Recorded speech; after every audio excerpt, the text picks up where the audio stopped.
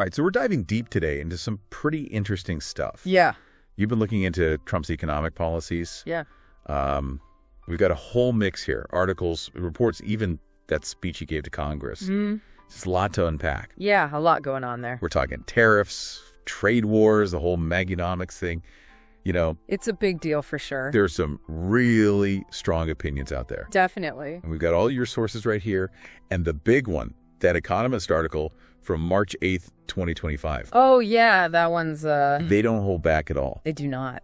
So in this deep dive, we're going to try to figure out, was Trump right about this whole approach? Or are his critics, right on the money? I think that's the question, isn't it? Yeah. What's so fascinating to me is that we're not just talking about, economic theories here. We're looking at policies that actually affect people's lives. Totally. Both here and around the world. Yeah, and, the way Trump presented things in his speech to Congress, Right. you'd think everything was just perfect. Like a total success story. Booming economy, record low unemployment.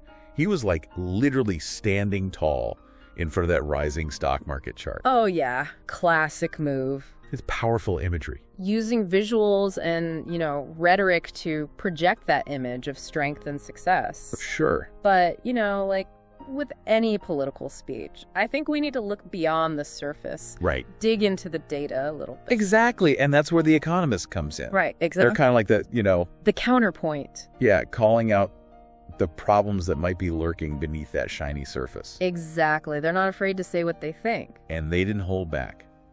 They called his claims delusional. Wow. Yeah, that's pretty harsh. I mean, that's a strong word. It is. But their main argument seems to be that Trump's policies are actually doing more harm than good in the long run. Yeah, they're pretty skeptical. And one of their biggest points of contention is the impact of those tariffs. The tariffs. Remember, he slapped tariffs on goods from all over China, the EU, even close allies like Canada. Yeah, he wasn't messing around. No, he wasn't. And the tariffs on Chinese goods were mostly focused on their tech sector, which makes sense. Right. They're a major player in that area. Huge. Yeah. But the tariffs on the EU, they hit their agricultural products pretty hard, which had some interesting ripple effects. Yeah, like what kinds of things?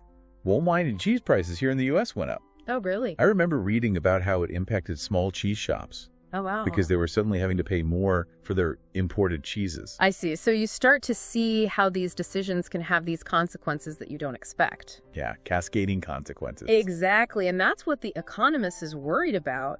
Higher prices for consumers hurting American businesses that rely on imports. Right. And potentially sparking retaliatory tariffs from other countries. Which could lead to... Full-blown trade wars. Okay, so trade wars, not ideal. Not at all. But isn't the whole point of tariffs to protect American jobs and businesses? Yeah, that's the idea behind Maganomics. It's essentially a protectionist approach, right? The goal is to revitalize American manufacturing, reduce our reliance on foreign goods, I see. and boost the economy by prioritizing American interests.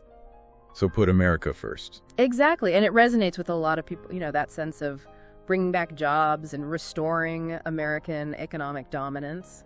I get that it's appealing, It is. but The Economist argues that this America first approach could actually end up hurting us in the long run, Oh, really? leading to economic isolation and damaging relationships with key trading partners. So it's like, are we winning the battle but losing the war? Yeah, exactly. That's a good way to put it. And then there's the whole issue of the national debt. Right, the elephant in the room.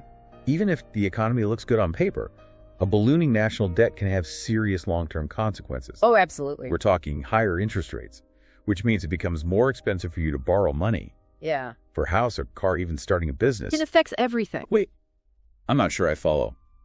How can the economy appear strong while the debt is increasing? Okay, so think of it this way. Imagine you're using a credit card to fund a lavish lifestyle. Okay. You might look successful on the surface, throwing fancy parties, buying expensive things. Right.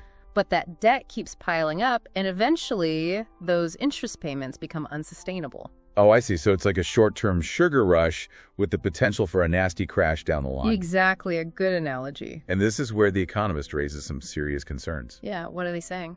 They argue that while Trump's tax cuts might have provided a temporary boost, they've also contributed significantly to the rising national debt. Making the situation even more precarious. Exactly. So even if things seem good now, there's this underlying anxiety about what happens next. Right, like a ticking time bomb. And it's not just about us, right? The global economy is impacted by all of this, too. Absolutely. The global economy is interconnected. Right. What happens in one country can have ripple effects across the world. It's a butterfly effect. It is. And The Economist points out that Trump's protectionist policies are creating instability, undermining the very system that has facilitated global trade for decades. So it sounds like Trump's economic policies are a bit of a gamble. Yeah, a high-stakes game for sure. Potential short-term gains, but with some pretty serious long-term risks. Exactly. There's a lot to consider. It's a lot to digest. It is. And it's important to remember that economic issues are rarely black and white. Right. There are valid arguments to be made on both sides. Exactly. So what does this all mean for you? Yeah, that's the question. As you continue exploring this topic, think about what resonates with you. Do you believe the potential short-term benefits of Trump's policies outweigh the long-term risks? That's a tough call. Or do you side with the economists' concerns about sustainability and global impact? Yeah, it's something we all need to think about. Keep digging, keep questioning, and form your own informed opinion. That's the best way to approach it. Exactly. All right. Thanks for joining me for this deep dive. It's been a pleasure. And we'll catch you next time. See you then. Bye.